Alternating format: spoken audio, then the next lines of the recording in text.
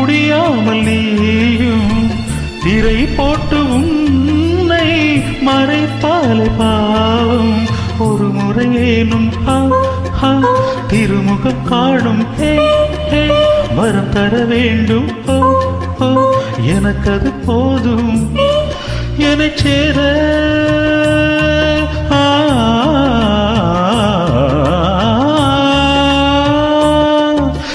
சேர எதிர்பார்த்து முன்னம் 7 ஜென்மம் ஏங்கினேன்.